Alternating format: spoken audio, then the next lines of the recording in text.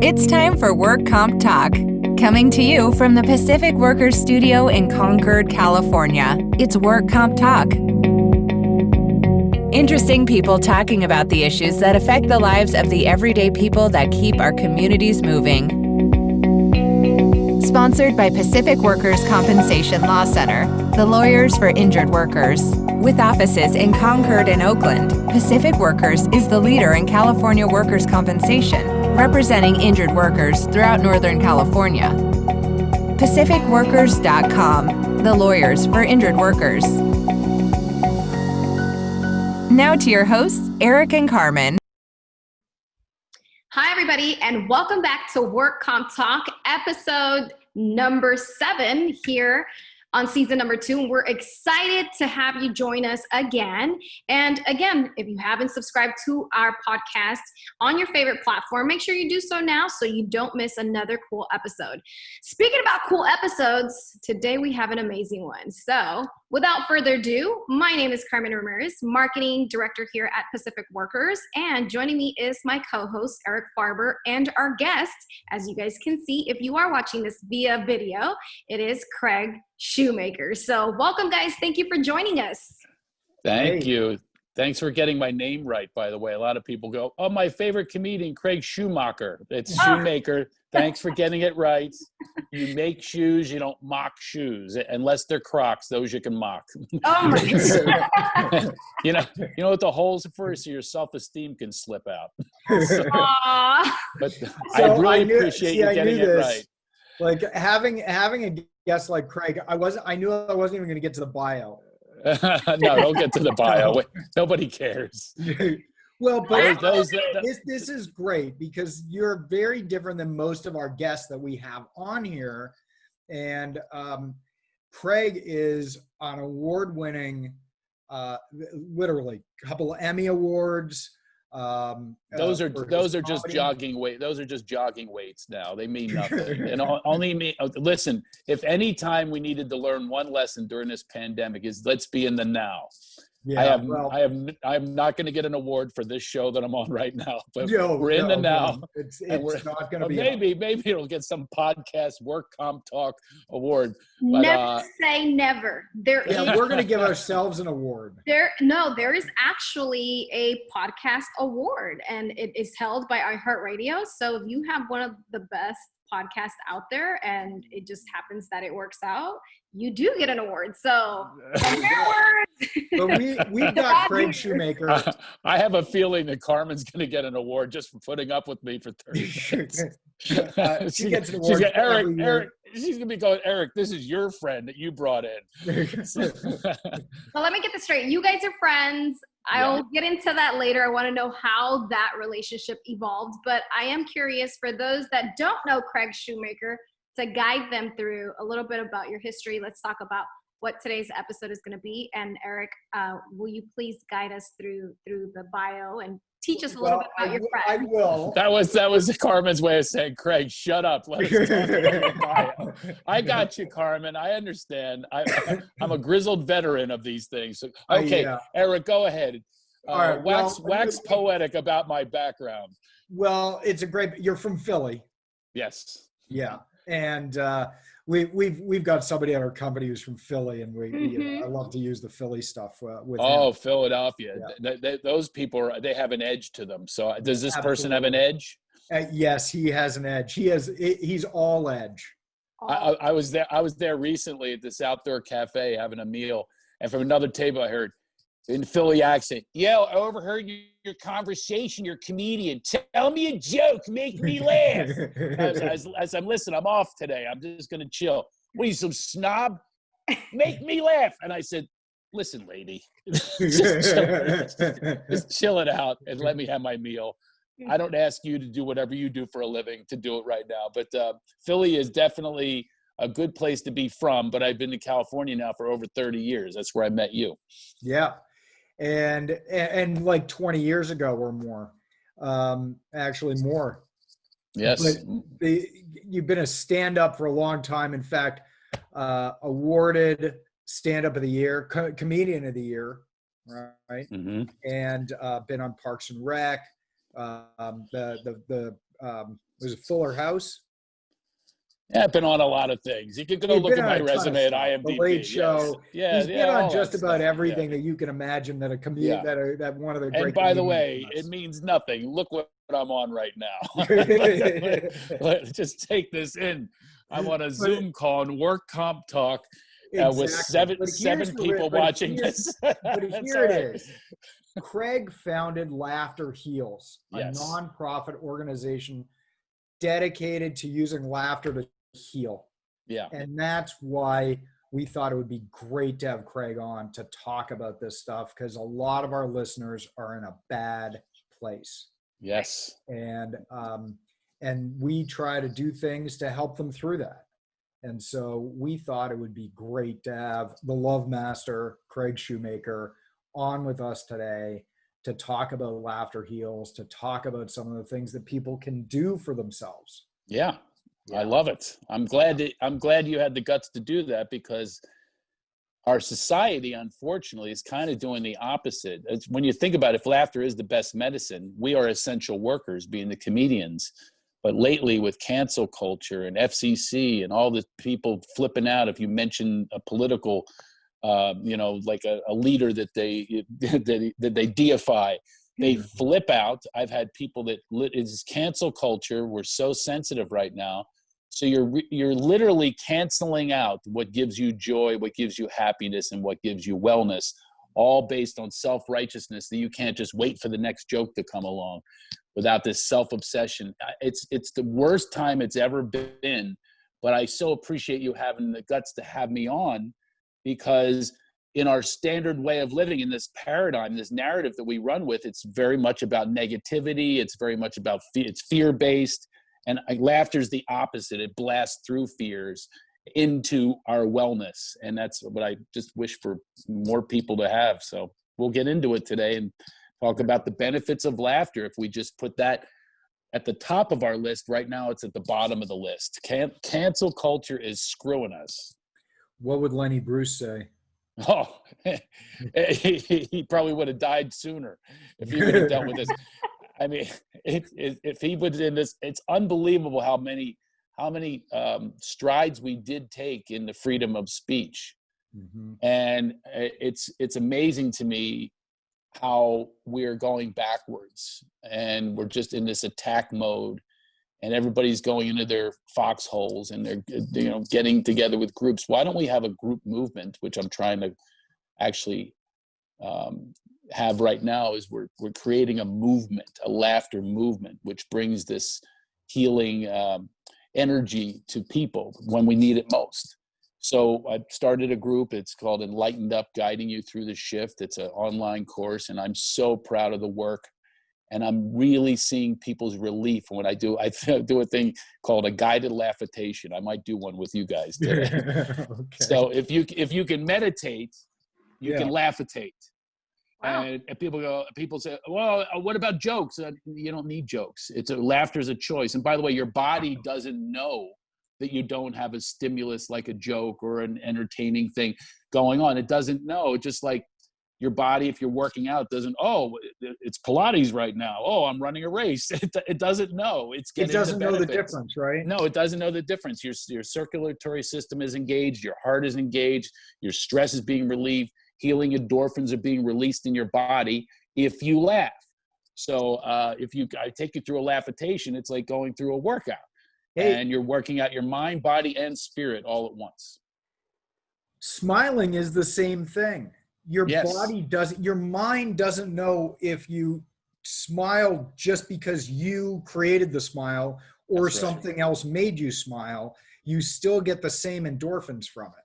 That's exactly, in parts of Asia, a lot of people ride bicycles, but they put chopsticks in their teeth so that they have a permanent smile while they're riding, and it releases healing enzymes while they're riding. Really? And just to have that smile, absolutely. These are, the happy Hunzas in the Himalayas live a really long life, longer than anyone in the world. And Bhutan, their gross national product is laughter. There are places in other parts of the world that get it. We do not in the United States get it on any level right now. So that's why we have Laughter Heals. It's a nonprofit that I started years ago. I was inspired. You've met him before. Is Michael Goldberg. Sure. And he and I bonded. We were friends for years. We bonded through laughter. Like your best friends, usually you laugh with them, right? You have a good time with your best friends when you think about that. And he wrote Cool Runnings Little Giants and just a comedy guy. And he directed my movie, The Love Master. During the filming, I told him his wife was ovulating and wanted to have a baby. I said, well, listen, laughter is like a fertility clinic. I'm not, and by the way, Carmen, you're going to think I'm kidding when I tell you this. These are true stories. I had at least 5 different people give me credit for the conception of their child. Not that I was there. Okay. But so after the show, the first one I ever heard was many years ago. They came up and said, oh, thank you. No, really, thank you, because we couldn't conceive. And I guess you must have loosened things up. My husband pretended he was the love master, this character I do, and it loosens. And now you're trying to have a baby. And guess what? They have a baby. You know what I mean? People, oh my God, I have to face Mecca or read a book or, to conceive and whatever it is. No, you are laughing and having a great time, which we should have more time. I've had many people laugh at me in bed, but so I told this to Golds and his wife. We're in a condo on a day off and filming the movie in Arizona. And I told them about all these children that were conceived. One sent me a photo, I still have it, of a child that was conceived in the parking lot of the Brea Improv. Couldn't even wait to go home. Wow. And the kid came out like that. I wish I do have it on my phone. The kid came out like, this photo they sent me. It's just a classic photo. And so I told Golds this, and I said, I'll go get sandwiches. You pretend you're the love master. Have fun. Maybe his wife was ovulating. I said, go. And I came back, and baby Kayla was conceived, and she was born 9 months later. Oh, my God. Really? Kayla? Oh, my niece's name. How long ago was this? No, it's not the same. This was actually 23 years ago. Oh, so, yeah. You're off by a couple of years. So we... but a year and a half after that, he got brain cancer, and they said, you have 3 months to live. He's got this baby girl that he wants to be with and be a father for. And that's when I had I call it a ha-ha moment. Mm-hmm. And I started working in a cancer facility with these Laugh for Life therapy, and really encouraged people, as your prescription is watch more comedy, go to more comedy shows, see if you can fill yourself with this positive energy. It will heal you.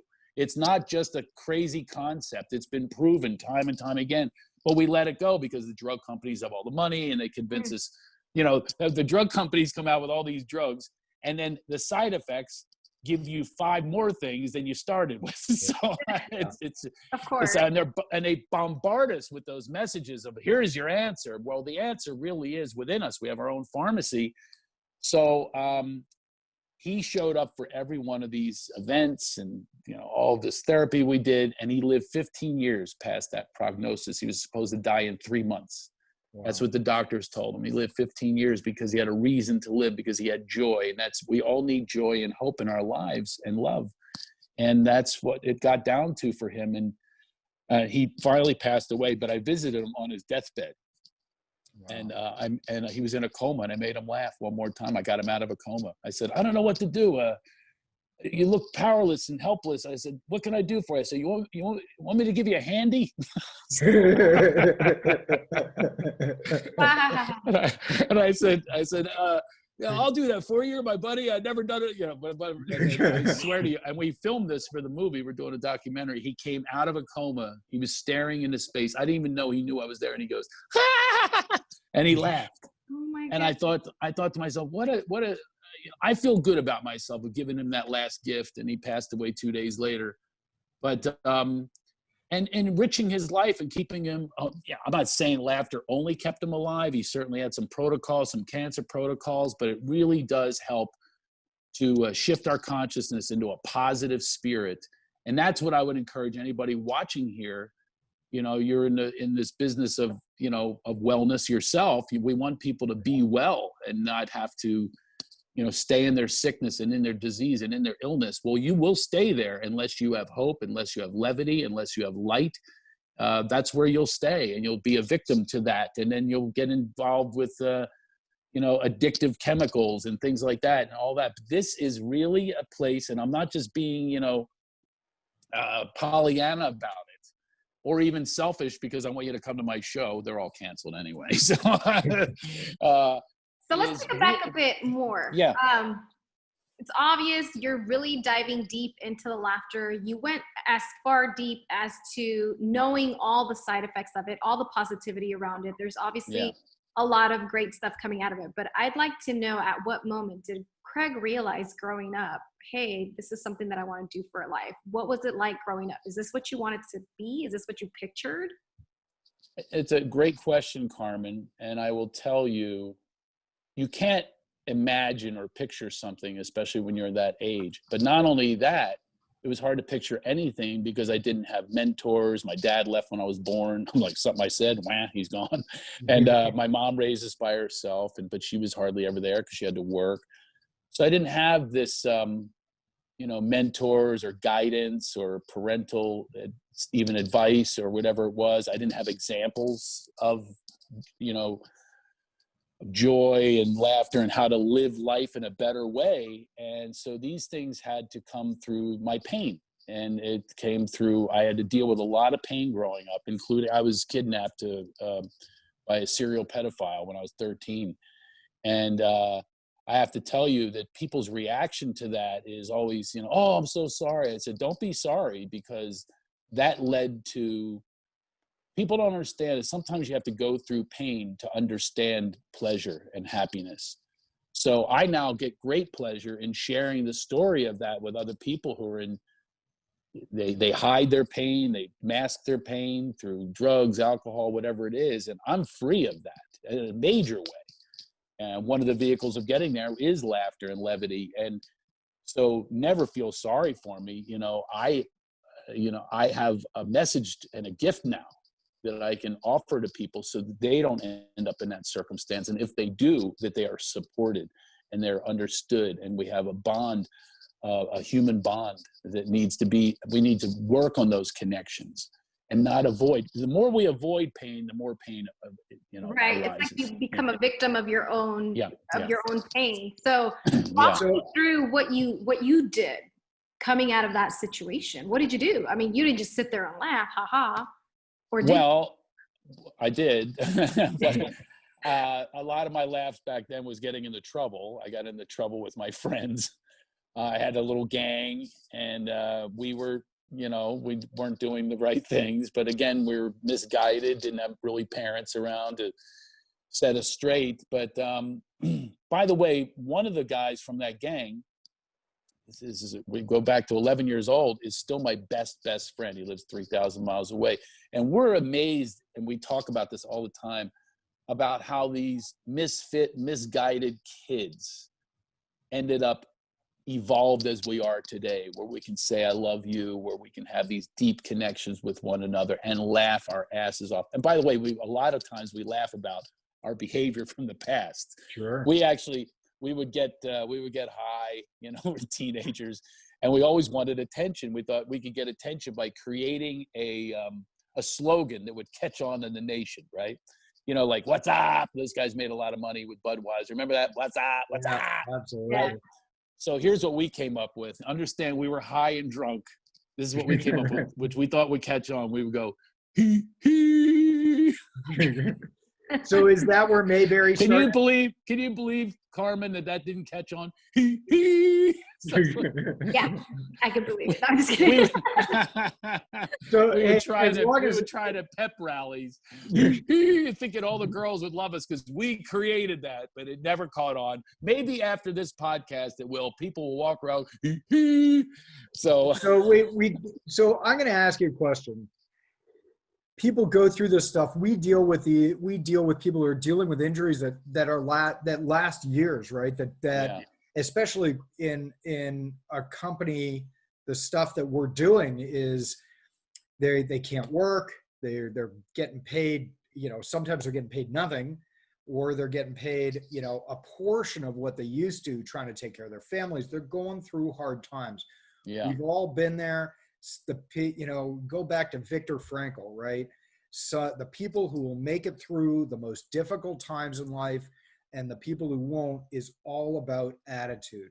How do you shift? How do you shift from that dark place to that place where things will be okay and there's a positive attitude on the worst situations? Well, I don't want to give away my whole course, Okay. but I will tell you, I will give you one snippet, is I break it down to the word laughter. And the word laughter is an acronym for me. The L is for love, A is for acceptance, U is for understanding, G is for gratitude, H is for humility. And that's a big part of laughter, is humility, self-deprecating, and so on. And then we move into the TER, and that's transformation, enlightenment, and then rejoice. It used to be rejuvenate, but women told me that gives them bad vibes. They think I had women on my team that go, vaginal rejuvenation. I said, that's not what I meant. I don't think about vaginal rejuvenation. But that was originally what the word was. But it is still, it's a by the way, the can be reboot. I think that right now our whole world is in a spiritual rebooty call, and we all need to reboot and pivot and everything. But this is the way to get there, is through that acronym. What do you love? What are you having a hard time accepting? What are you having a difficult time understanding? What are you grateful for to turn that around? And what are you humble about? Those are really keys to living. And so that's what I go over in this course, is our conditioning that we're under is quick fixes. Yeah. We're not taught to go to our own potentiality that we are born with. And do you realize we're born in light and levity and laughter and joy? And immediately, my new book is called Get Out of Line and Into Alignment. Immediately, we're put into lines. Yeah. Pledge of Allegiance, or get in line at school, or you'll be punished if you don't. We have to get in lines with religions and groups and peer pressure. It's all about being in a line. And I say the answer is to be in alignment with your true self and your truth, which, by the way, is another key to laughter, is truth. Yeah. Truth is so important, but it's our truth. It's within us. It's our divineness. And that's where our true joy and happiness and wellness will come in, when we connect with that and disconnect with those bad connections, those negative, dark connections. And it's all out there. There's a lot of it. So you got to be clean and clear on, here's my purpose, is I'm going to offer more joy to the planet. And hence I will be, you're going to get better. You're going to get better if that's the shift that you make. Guaranteed. And it's everywhere now. I mean, it's not like you're going onto social media anymore and seeing the shrimp tacos that somebody made for dinner last night. It's just outrage city, right? Everybody's taking whatever position they have, and it's all distilled down to, you're either on the right or you're on the left. And if you're on the right and I'm on the left, then you're a horrible you're the devil that's going to destroy us, and the other way around. Yeah. Everything's just pure outrage. You can't say anything. And at the beginning of the social media rise, I read plenty of studies that said people who spend more time on social media are depressed, because you're seeing these tiny little snippets of somebody's life that they want to show you, right? Here, look at my new car, but they're not showing you, drunk in the bottle at 10 o'clock at night watching, it's so funny you should say that. Just today on Instagram, I posted an old bowling trophy where I built a one. So I'm about that. It's like, hey, what do you think of me now? When I was in third grade, I bowled a 175, and it's like poking fun at, look at our achievements. That's why in the beginning you were talking about my achievements. I've come to believe now that they are meaningless. It's like, it's all the meaning we put to things, and we're putting so much meaning into elections and policies and being right, and we're dealing with our outrage. We're not dealing with our enrage. We have inner rage that we're not addressing, and the fastest point to get there is through laughter. not that laughter, you just laugh everything off, your problems go away, but it really is a connection to your true alignment when you laugh. Did you know, I could do it with you right now. If both of you laugh, Carmen, just start laughing with me. Ready? Watch this. Come on. There you go. Look at that. Look at that. Look at that. Okay, watch this. Watch this. Now say the words, "I'm depressed," while you're laughing. You literally cannot be depressed while you're laughing. I'm depressed. That does not go. It's the same. You can't be upset if gratitude is in your head. Exactly. That's why G is in there, and the gratitude and laughter. It's exactly right. You cannot, if you're in that space, you can't even be sick in that space. And when you laugh, you realize the meaninglessness of things. We put so much meaning on, I have to be right on this argument on Facebook. I have to be right. We're putting so much meaning on it as if we're going to change somebody. What I keep coming from is, no, here's who I am. And if something doesn't resonate with my values, I will say something and challenge it. Yeah. I don't deify people, any leader, any party, but here's who I am. These don't resonate with my values. Hey, how about you people? Does it resonate with you? And those are the discussions that I like to have that are alternative discussions, which we need to have now, because we're all seeing the way they do it. The paradigm needs to shift. And it's just in such a mayhem and chaos right now, but no one knows who they are anymore, but you can know who you are, definitely through the platform of laughter. You can find out more about yourself if you find out more laughter. You know, it used to be that this country and our political system was guided in many ways by the satirists, right? Yeah. And now there is none. No. Zero. No, there was always someone who imitated the president. You know, this goes back to David Fry did Richard Nixon, or, you know, there's always an expert. It goes back to the 1800s, the 1700s. That's exactly right. There was a Lincoln impersonator. I heard he was awesome. Yeah. A big hit on YouTube with his Lincoln impression. Had a lot of social media following. But and it goes to show you how relative. There probably was a person who was very popular back then that wasn't looking for likes and approval, and just did the craft and did the art and just turned it over and let people enjoy themselves. And now you cannot say a word about a leader, especially the president. I always say to people, if I say the word Trump, they freak out if they're for Trump. I say, well, why are you so freaked out? I'm just making a joke. He had his own Comedy Central roast. Absolutely. He got paid because he wanted some money, so he got paid to get his ass roasted. But now that he's president, you have to stop. Those jokes were way worse than anyone's saying right now, if you've heard any of these roasts. Oh, so I've seen it a couple, I've seen parts of it, right? Yeah. And the roast, I mean, the old great roast that they used to do from the. Oh, those were amazing. I actually bought a set of them when they came out for my father. See, my father didn't really want to be a pharmacist and a real estate guy and do the things. He wanted to be a Catskill comic.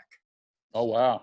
Right. No wonder you love comedy so much. Oh yeah. I mean, it's interesting. It's interesting you say that, because I just had a thought. Back then, the roasts, this is similar to politics. You know how there's the old reach across the aisle thing? There was always good heart behind it. We've lost our heart. There's no reaching across because we're so ingrained in our anger and our rage that there's no reaching across the aisle, so to speak. And the same goes for comedy. The roasts are terrible now. It's just, there's always a love between Rickles and Rich Little and Dean Martin and those people that were regular, Johnny Carson. You could tell there was a love and respect, even though they were making fun of one another. If that's at the bottom, I just did a TV series with one of my best friends, and I teased the hell out of him. But you know that I love him. So nobody's going, oh, he's being abusive, he's so mean to him. No, they're not saying, because we tease one another, we love one another. And that's what's missing right now, is the L in laughter is love. There's not a lot of love that's going on right now that's being exchanged. What do you think, Carmen? I mean, I totally agree with it. I feel like people get their feelings hurt. They get too deep into their feelings, but in the wrong way, without knowing that behind that laughter, behind that joke, there's love. They get blindsided. So Interesting. So you've been around a lot of people that constantly come to you and they sign up for your webinars and they sign up for your programs. They read your book. They're obviously someone who's looking for some sort of healing through laughter. What have you learned from those people? Well, I've learned a lot, and it is kind of an individual thing. I could talk about this when I learned this from this person. But in general, if I were to generalize, I'm learning that it is so difficult to reprogram the conditioning that we've had since birth.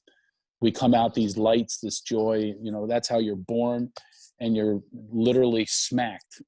The minute you're born, you're smacked into their narratives, and we have to show up for whatever our parents tell us our religion is. We have to show up for the school that we're in, or the neighborhood we're in, the gangs we're in, whatever it is. We have to get in line. And so that's been the biggest difficulty with any of these courses that I teach, even in this podcast, with people having an understanding of where I'm coming from.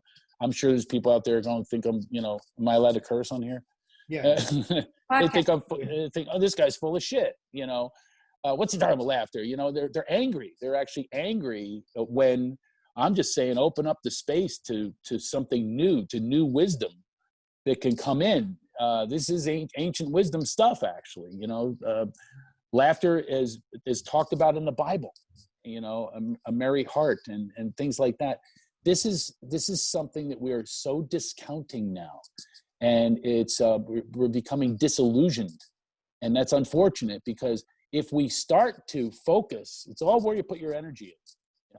If you put your energy into focusing on wellness, wholeness, and happiness, those things, that's all that can manifest. Yeah, you can be sick and things like that, but I guarantee you're more compromised if you stay in your anger and your resentments and you're pissed off and you're blaming and you're shaming. When we start to take those roads, and that's what we've been taught, we've been conditioned to blame and shame rather than look at ourselves. So that's the biggest obstacle when I find in these webinars or anything. And the other one I find is, what the hell does a comedian know? What do you know? But I've studied this. I've only been a comic. I've studied this for years with some of the masters out there in consciousness and mindfulness. And I don't know about you two, but I was taught that the mindfulness people are kooks and quacks and crazy, but we're taught the insanity of who does have our answers. And you look at it and go, no, that's insane. Those people are really the nuts. Is the ones who are, just guiding us without guidance. It's mean spirited and cruel. And I don't think do any of us want to really live like that? I know I don't. I hope there is going to be a big shift coming up. It's something, it's interesting because I even talk about this in my book, where basically I say, if you would have seen me doing, my 20 years ago, myself back then would have seen me doing meditation every day. Now they would have just fucking laughed at me. Of course. Yeah. We're not talking. And by the way, try putting guided laughitation, which no one does or knows what it is. Right. And I've been doing that for a while now, teaching this. And, I work in rehabs. I work in hospitals, aftercare facilities, or just one-on-ones or groups.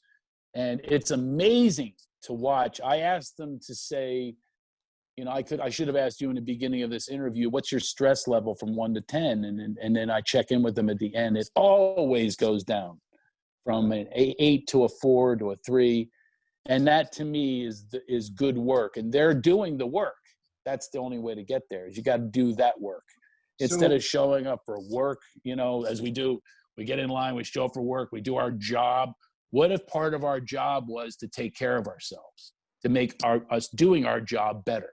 That's the thing, is I try to teach this when I also speak at, corporations, and, it helps their business, because now you're into a world of abundance and not lack and doubt and worry and fear, because now you're busting through that. And that's what's going to bring in more money, so to speak, and to speak, literally healthy, happy people you're going to do a lot better at work. Sure do. Yeah. I mean, it's so if you could give somebody one thing to sort of focus on, they're just sort of experiencing this, they're just like one thing that they can do in a practical way every day to start the ball rolling. Because so many people, they're not going to go from 0 to 10 overnight or even in a week. They got to take that first step. Yeah. What's that first step? Well, the first step is to acknowledge your presence, be in your presence, be in your awareness, and be aware of that. And if you take those, I call them sacred pauses. If you take that sacred pause and go, wait a minute, I was just about to go for the phone so I could go get angry at something I read on Twitter. Yeah. If you take that pause and allow for reflection, I guarantee you that reflection will always be something that's going to work for you, not against you. If you go for that phone right away and don't take the pause, it's working against you. It's against your well-being. And when you think about that, just think about that and reflect on that and say, oh yeah, that's what it would do. The dopamine hit that we get from it. When you see an accident, we all have to look. Yeah. That's what they rely on. The advertisers rely on it. I always say what's funny is, the FCC, they're after comedians. They try to shut us down for our language. I think you think, kids are seeing, what do they see on TV? Rape, molestation, pandemics, and shooting, death counts and shootings. You think I'm going to fuck them up with a fuck bomb? Yeah. It's going to be the top of a tower with a rifle. Craig Shoemaker said the F word on the Tonight Show. I've ruined my life. I mean, really? Think about that. That's how nonsensical this paradigm is. It makes no sense. So you're asking me what to do is think to yourself, hey, I'm going to watch a comedy and share it with your friends. Just like we deal drugs and bartenders deal alcohol. What if we were dealt, hey, here's a funny movie. I have people we share on my Facebook group. I have a private group for this. And we share funny movies, and I go, I never saw that one, and we'll talk about scenes from the movie. But what a cool way! Even me saying that, I'm watching you smile because you're thinking about something pleasurable. Yeah. And you can have a shift that way because you're thinking, oh, here's my funny movies, and here are my favorites, and you see different people's taste. But laughter doesn't have taste. Laughter is just laughter. It's like breathing. It doesn't have to have a taste. But that's what we share now. We share. Since we're all humans on this planet together and we all want to get well together, that's what we do. And you look at these commercials and they'll get, they keep you in fear. Then the commercial handles the fear that they just gave you. It'll be an insurance commercial. How much money do they spend on these insurance companies? I don't know if I'm pissing anybody off if you have insurance sponsors. But no, there's no insurance sponsors here. We go after the insurance companies. Oh, good. Let me trash on them then. Yeah. They're spending our premiums, so I know who fucking Flo is. I have a restraining order on this Flo. I've said every commercial's Flo, Motor, Geico, Lizards, and Cavemen. Nationwide, yeah. Good hands with Allstate. I happen to golf with him. He's a good guy, but still, God, he's got a lot of money. You're in good hands with Allstate. He's not even allowed to say that, by the way, on camera. Without you paying a lot of money. What's his name again? His name's Dennis Haysbert. Dennis Hayes, yes. But I'm telling you that we know all these characters. We know them better than any sitcom character in this generation. I couldn't even tell you a sitcom, character as opposed to them. I can recite them so easily. That means they're spending our premiums on their advertising, billions and billions of dollars on these ads. And they own buildings, and you just have. And by the way, there's no comedians that are owning buildings. We don't own ads, so I don't know why they're trying to shut us down. We're curtain pullers as well. Owns a building. All right, I'll give you Jerry Seinfeld. He's got plenty of cars to go in the building. That's what he has the building for. But he had to go through. The corporations to get there because Seinfeld was with NBC, owned by big corporations, and so on, and he had to play the game. But it's amazing to me how the comedians and the comedy and the curtain pulling get shut down. The satirists, as you say, get shut down so fast and so sensitive we are to that. But you mention these big corporations and the patriarchy and people flip out. Yeah. It's amazing to me. So that's what I would say is start your day with call your friend and say, hey, I watched this comedy last night. Have you seen it yet? I just started watching Schitt's Creek. very, very funny. So But, I'm going to pass that on. Is it a regurgitated Arrested Development? I don't care. I don't get it. If I laugh, I don't analyze.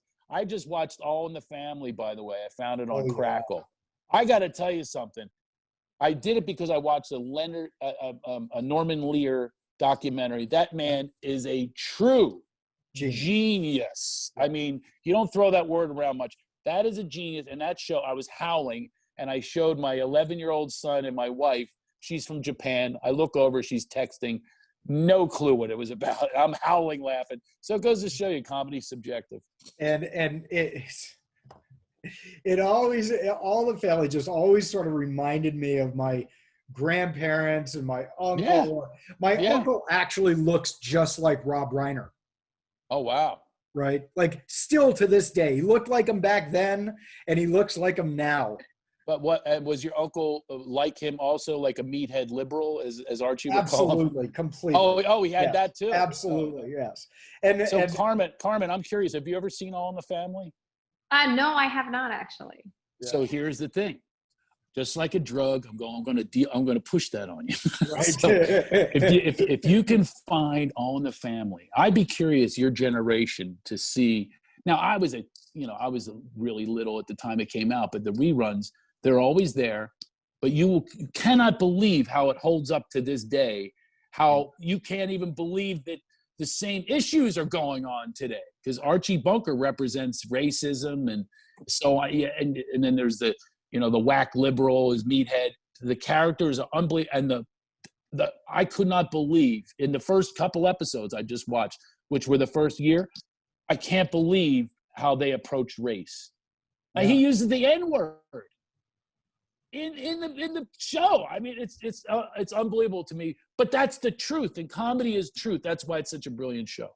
By the way, and my grandmother's name was Edith. Oh, geez, Edith. Oh, geez. I'm sure she went through torturous times with that name. There's a lot of people that are named something, and once it becomes famous, they're screwed with their name for the rest of their life. So this stuff, it is amazing how the history, and we sort of can't. That's why I kind of brought up Lenny Bruce at the beginning of this thing, right? Like, how would Lenny Bruce look at this? Because what he was all about was say the words until they have no meaning anymore. Right. That's right. It is all the meaning we put to it, And now we're putting more. And I always say it takes two people to be offended. Mm-hmm. Right? When something's said, they're trying to offend, but they're not, people who aren't listening aren't being offended. You choose to be offended. And the choice is very selfish. It's like, well, we really need to hear your personal offense to this. It's like, now I understand and definitely believe that people should express themselves when it is harmful, when it hurts people, when it is truly racist or misogynistic. It absolutely should be expressed. There's a big difference, because the heart behind a joke is not to take someone down, in that way. As a matter of fact, the people that you take down are usually hypocrites. Yeah. That's what's great about comedy, is you take down hypocrites. You take down people that make choices, but you don't have a choice. Your gender is not a choice, and your color is not a choice. Yeah. So that's the difference. You can make fun of people's behavior, but there isn't a sensitivity that I believe in for that. In behavior, we should not be desensitized, and we should talk about it and be honest about it and really bring it to light and pull these curtains. That's what I believe the comedians do, is we pull curtains on certain paradigms and narratives that we just mindlessly accept. We're just mindlessly just like lemmings going over the cliff with them, and there's no use in doing that. Yeah. But I'm curious, Carmen, because you really are, I can tell, a different generation. How is it in your generation with laughter? What are your feelings on it? And do you guys focus on exchanging funny things, and how does it work in your generation? That's a really good question that you asked, because while you were speaking about your private group on Facebook and that you guys share funny movies, our private groups are memes. You find a funny ass meme and you share it with your friends, and it has no meaning to it, but Yeah. hilarious, and you try to beat that meme. So our thing is the memes and funny videos, short funny videos. Now it's TikTok, like you find a funny ass video on TikTok, you share it. So it's Yeah. not necessarily That's true. memes, but Yeah. it's the memes that are making us break that cycle of, for example, there could be something that is hitting the world and everyone is like serious about it, but then you break it by a meme. You start making fun of it in a way that it doesn't hurt anyone or offend anyone, but you're making fun of it and you don't take it as serious anymore. Yeah, that's true. It lightens the load, as they say. You know what I mean? Yes. And we all have a load on us, especially these days. We got a load. You got to lighten the load.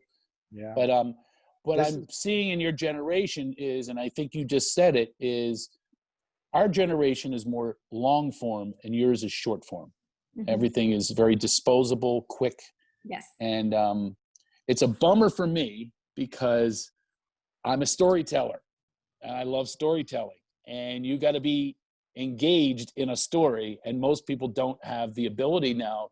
Do you find that to be true of you or people that you know of your age, that it's hard for them to kind of center in a story, to have a listening ability? Do you think that's the case? Oh, that's like our number one issue here at Pacific Workers. It's like, how do you grab the attention span of someone within the first 3 seconds? You have legit 3 seconds. 3 seconds to grab 3 attention in seconds. marketing now. Yeah.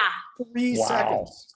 Wow. And in fact, we just talked about it this morning, was the fact that, because we're all marketing, all content is the grab for attention, right? All of it Yeah. is the grab for attention. So you have to figure out in today's world how to do that. And you've got less than 3 seconds to do it. In fact, Wow. most of the time you have a blink of an instant to grab This attention. is why so much skin showing on Instagram. It's everything. This woman I met, she's in her mid-20s. She was actually at a show, and then people said after the show, you were picking on someone who has millions of followers. So I followed her. I wanted to see what it's about. Every single day, it's a bathing suit. Every single day, millions of people. Comments. I put a joke out there. I'm lucky if I get 100 likes. I'm putting original content for your pleasure, and then I might get 100 likes. So you know what I did? I kind of like make fun of and lean into it. I found a photo of a guy, a shirtless guy, this big gigantic guy with the word Craig tattooed on his back. My first name is Craig. I go, here's your skin, folks. I'm not into self-promotion, but here you go. And even that joke got maybe 100 likes. It's unbelievable. Yeah. So laughter heals. We're dealing with a lot of people. In California, medical marijuana is legal. Yeah. So where's Barney? I did a movie called Totally Baked about the legalization. We think that we're actually one of the reasons why it's being decriminalized, and because we really approach this in a very methodical, funny way, poking fun at, for instance, we have a whole scene where we have a graphic that comes up with, smoking causes this many deaths, overeating causes this many deaths, and then it says marijuana deaths, boop, 0. You can't overdose from it. So, that was corporations. That's the reason. So we showed a little bit of history, and William Randolph Hearst and DuPont. They were the ones that demonized it. Now we're finally, again, shifting our consciousness into, I don't smoke it, but I certainly believe it should be legal and available and accessible to people, because I know what it's done for many, many people. There is a shift towards, it's very difficult, but there is a shift towards this in workers' comp to be able to get it as medicinal drugs in workers' comp as well. But mainly, I thought you could take us out with a little bit of Barney Fife. Wait a minute. Well, first of all, Carmen has no idea who that is. I have no idea. Exactly. No, she thinks you're talking Barney the dinosaur. I swear to you, like, what do they know about Barney? And she's, I love you. Hey, we're super duper. Hey, Carmen. Oh, there's Baby Bop. No, he's not talking about that party. But well, you know what? Now that I think of it, I think I have a good idea for you that you should pitch out there. Bring my laughter programs in for wellness, and that's what will help people. Is you literally, for way less money than you'll spend on all the other protocols, and even pot, is laughter is generally free. My seminar's not, but I think that's what you should do. That's the way to get high now, is get high on laughter. But I will do Barney for you. I don't take requests normally. And I'm a little scared. I wish Carmen was on the screen right now. It's you. Maybe if she talks, she'll come up. Come on up here. Say something. I can see her. Hi. All right. Okay. So Yeah. I just want to see her face. I hope it appears Oh, when I do. Okay. You've never heard of Mayberry? No, she has not heard of it, Eric. I know this. I know. Okay. So I'm just telling you, Don Knotts is a character. You should look him up. I'm going to be the dealer here and tell you one of the funniest characters in the history of television. Do you know what television is? Yeah, no. Knows what Hulu is. So Smart TV? I'm just kidding.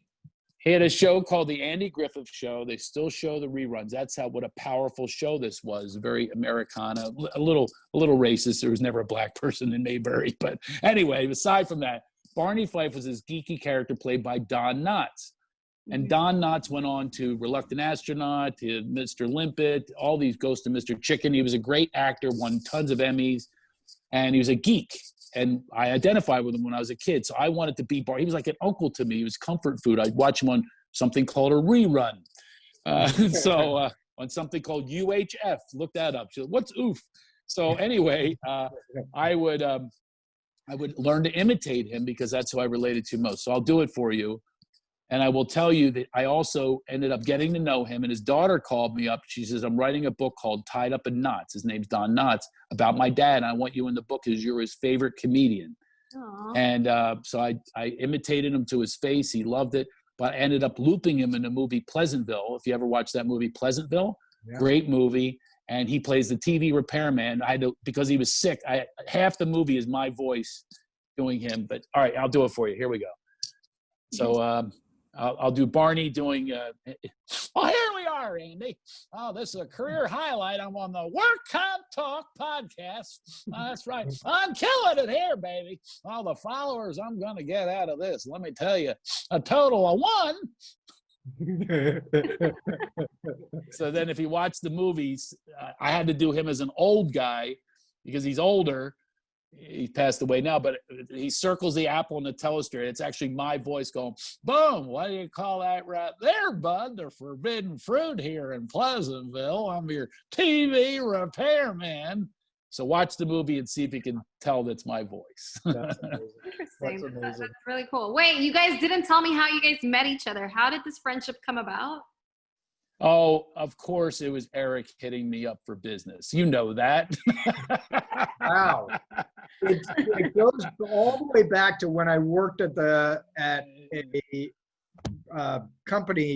film company, and Craig came in and tried out and was talking to the producers about a role in a movie that he's lucky he didn't get because I think the movie did about $4 on that weekend. Oh, I flopped. You remember this? Do you know? I do not. I have a great memory. I did not know that's how we met. I know that after the meeting we talked about, you doing some lawyering for me, and that's right. We got a big shot attorney, Eric. Several years later, actually. No way. Yeah, oh, wow. I worked full time at the film company doing development, and the movie was called Knockoff with Jean-Claude Van Damme. Oh my God! I do remember that. I do remember it. Yes. I was up to play the Schneider part, though. Right. Oh, right. I totally remember that. That's when we met? Yes. I wanted that part. It was a big part. I could have made my career. I mean, Rob Schneider, where did he ever go? Well, it's really funny. Several years later, he actually ended up renting the house that I house sat in after I moved back to San Francisco. Mm-hmm. Right. And it was Steve D'Souza was the writer of that, who wrote like 48 Hours and a bunch of other stuff. Wow. It was a totally ridiculous premise of they were importing beans with exploding rivets as a terrorist plot. Yeah, but I don't think I remember we talked about love chemistry when you have. I don't think Van Damme and Schneider had that chemistry. So. No, and Paul Sorvino was in that movie, and I'll never forget Paul Sorvino was in the movie, and this goes back a long time. This is 20 some years ago, and when I was in high school, I worked selling men's clothes, and all my grandparents were all in the clothing business, right? And so I knew how to go sort of measure somebody for a shirt and pants and all that kind of stuff. And the tailor, the person from costume, couldn't make it up to Paul Sorvino's house. And they said, "Does anybody know how to do this stuff?" I said, "I do." And so oh my God, they sent me up to Paul Sorvino's house, and I've got, the tape in my hand up in Paul Sorvino's crotch. And he says, "So how long you been a tailor?" I said, "Well, actually, I do business development at the company." And he stepped back and he says, "The fuck? They sent a lawyer up here to make?" Oh, that's hysterical. Yeah, exactly. So, but that's how, Carmen, that's how we met. And we've been friends. And I've had the pleasure of playing golf with Craig. You call that a pleasure? Yeah. I get invited to these celebrity golf tournaments, and they all think I'm a golfer. I got a trophy last time for closest to the car. That's about as good a golfer I am. But once in a while I have fun. Thank God they mic me up thinking I'm going to be funny. There's all these athletes at these celebrity things, and they're all great golfers. And I think that I'm going to be able to play well. I never will, because I don't have the head for it. These athletes do. So I get frustrated, and I curse, and they mic me up for television, so thank God Marshall Falk is there, because I get to go, Falk, Marshall Falk, Marshall Falk, fuck. So I get to curse on national television to get away with it. Crazy. So listen, again, Laughter Heals. We're going to post this. We're going to post these links. Craig Shoemaker, craigshoemaker.com. Is that right? laughterheals.org. Yeah. Okay. We can go there. Oh, please, Instagram. I lost 100 followers because I said something about the vice president.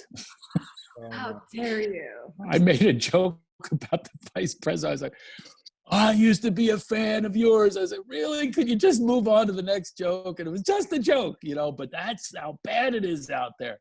So I need those 100 back. So I went down from 17,000 to 16,900. So maybe after being on this show, official Craig Shoemaker on Instagram. 16,901.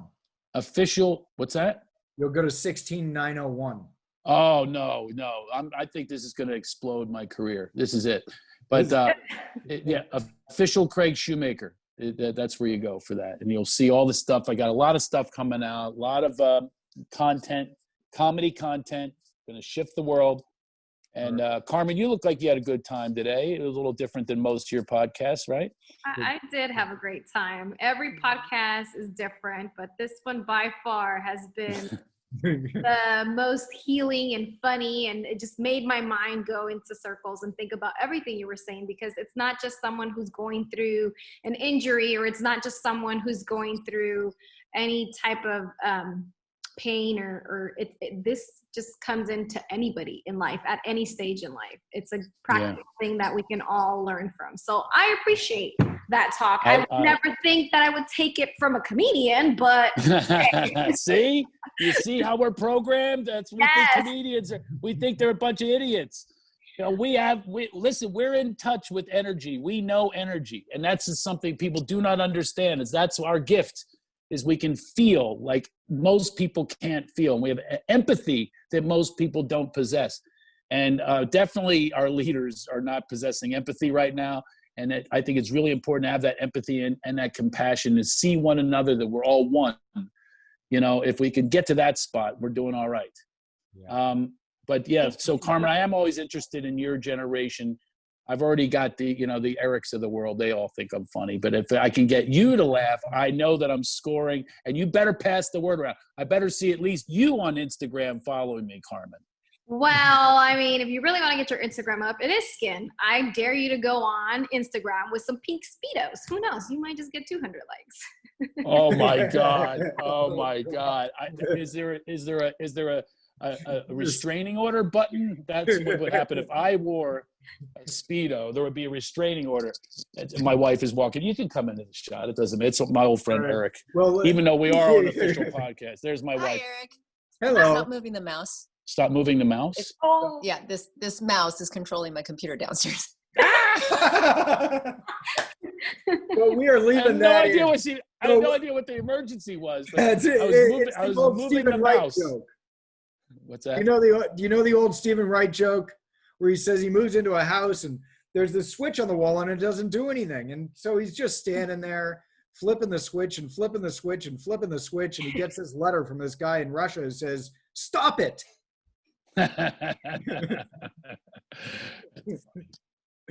So listen, Craig. Look at Carmen. She's had the best time today. Thank you for brightening our day. Thank you for coming on to this thing, helping out our peeps. And you got it. It's really special to have you. It's my pleasure. And thank you both. Yes. Well, thank you for joining us. We do want to thank our sponsors, Pacific Workers. If you've been injured, we are here to help you. You can give us a call at 1-800-606-6999. Always visit us at pacificworkers.com. Top Northern California workers' compensation attorneys. Craig, thank you so much for joining us. Eric, thank you for bringing on such a lovely guest, such a great time, such a great laughter. There's still so much to learn about Craig Shoemaker, and we'll definitely link everything below in the description box. And most importantly, please follow Craig. He's kind of getting a little butthurt. I'm just kidding.